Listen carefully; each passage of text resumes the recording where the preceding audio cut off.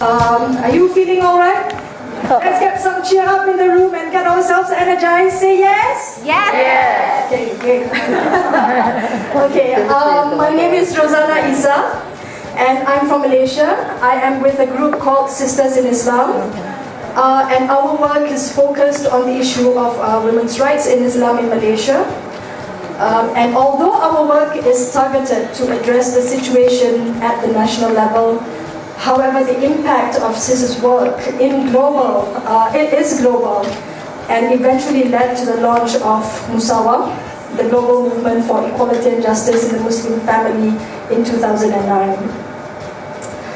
Given our discussion on movements, my presentation covers both Sisters in Islam, particularly in the context of Malaysia, as well as Musawa, where it is global.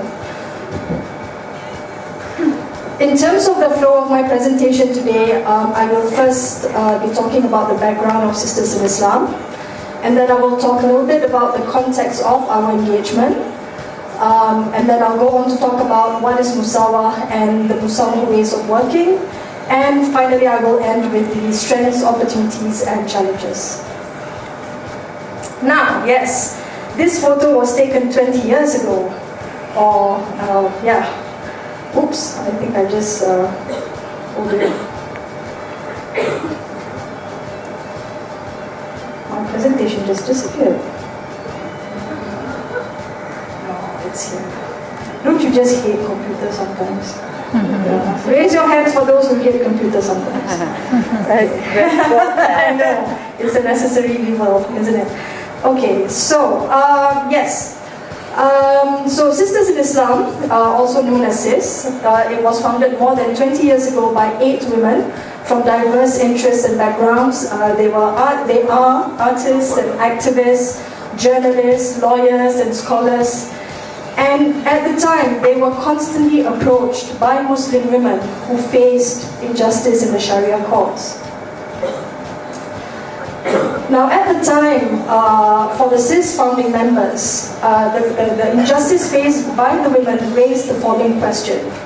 If God is just, if Islam is just, then why do laws and policies made in the name of Islam bring about injustice? And this led, again, some of the points that I will be sharing with you today will definitely be something that you're not hearing for the first time because they were actually presented before by Bhikkhuni Dhammananda. Very, very similar experiences, which I think can only conclude that the problem is not religion, it is patriarchy. Now, this led to the group to search for answers to the discrimination faced by Muslim women in the name of Islam. And together they embarked on a rereading of the Quran from the perspective of women, and there they found that Islam upholds justice for men, for women. But the challenge was to promote this understanding, and which inevitably also means challenging the status quo and those in places of authority, including state and religious authorities. Because CIS locates its arguments for reform not just within the human rights and constitutional principles, but also within Islamic legal theory and practice in order to prove that changes demanded are not against the teachings of Islam.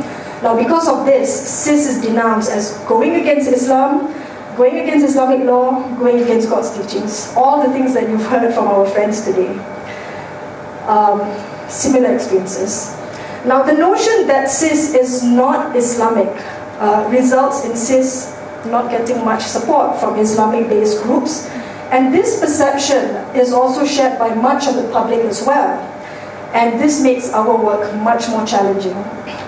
The support for Sisters' work comes from both the faith-based as well as secular groups and individuals, and particularly from the coalition of groups working on women's rights, known as the Joint Action Group for Gender Equality. These groups understand the need to work within the religious framework due to the Islamization project that began in the 1980s in Malaysia, and consequently the use of political Islam to win over the Muslim majority vote.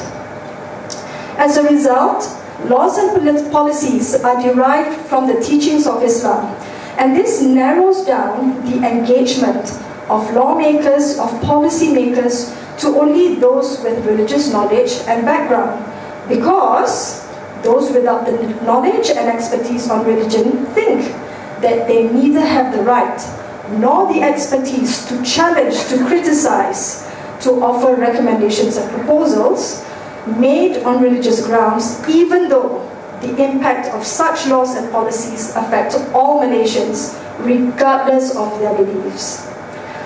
The main impact and importance of sisters' work is the claiming and expansion of the public space to engage and debate on Islam and to empower women in particular to do the same. Now, which is why even though the Islamic groups, authorities and the public may be critical of sis due to the perception that, I'm not covered, therefore I cannot possibly be an expert on Islam, so what right do I have to talk about Islam? Yeah? So, however, our engagement with grassroots women is much more successful and it's gaining ground because we reflect the lived realities of women and men. And the grassroots women find resonance in the positions we take due to their own discrimination and injustice that they experience for themselves. The resistance towards a more progressive interpretation of Islam that supports women's rights is also experienced globally. In Mali, for example, women's groups have campaigned extensively and were successful in getting the Malian government to adopt a progressive family code in 2009. Good job, well done. What happened? What happened was there were violent nationwide protests by traditionalists who saw the code as a betrayal of African values, and which resulted in the president's refusal to sign the code for approval, and the bill was sent back to the parliament for further review and of course was eventually struck down. Even though the Arab Spring had liberated some of the countries in the MENA region from long dictator rule, the challenge remains for women's rights groups where political Islamists now rule as government of the day. Just recently, during the Commission on the Status of Women session in New York this year, the Muslim Brotherhood had even called for the OIC countries to reject CEDAW, as it is a document that goes against the principles of Islam and Sharia. And even now, women's groups that were initially invited to participate in lawmaking have eventually been excluded. Now, what is Musawa? So, as a spin-off of, Musawa is sisters in Islam's work, but at the global level. And Musawa is an Arabic word, which means equality. And why Arabic? Because we are claiming the language. We are claiming to use Arabic even though we are not Arabs. So it's a global movement of women and men who believe that equality and justice in the Muslim family are necessary and possible. And in the 21st century, there cannot be justice without equality, and the time for that is now. Musawa believes that equality in the family is the foundation for equality in the society. And families in all their multiple forms are central to all our lives and should be happy and safe spaces and equally empowering for all. And Musawa is not something that's new. It's actually built on centuries of effort to promote and protect equality and justice in the Muslim family. Musawa is led by Muslim women, all about claiming that space, who seek to publicly reclaim Islam's spirit for justice for all. And Musawa acts together with individuals and groups to grow the movement, to build knowledge, to advocate for change at multiple levels. Musawa uses a holistic framework that integrates Islamic teachings, universal human rights, national constitutional guarantees of equality, and the lived realities of women and men. And Musawa is initiated by SIS and was launched in February 2009 in Kuala Lumpur, Malaysia, and was attended by over 250 women and men from 47 countries, including 32 OIC countries. So this was the big meeting we had. It was a lot of fun. Actually, Bikuni Damananda was there,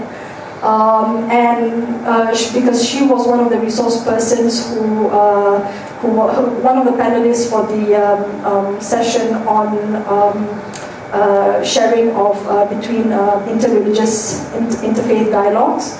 And true to what she said about laughing, it was a very, very joyful session. That was actually one of the most joyful sessions during the 4-day meeting.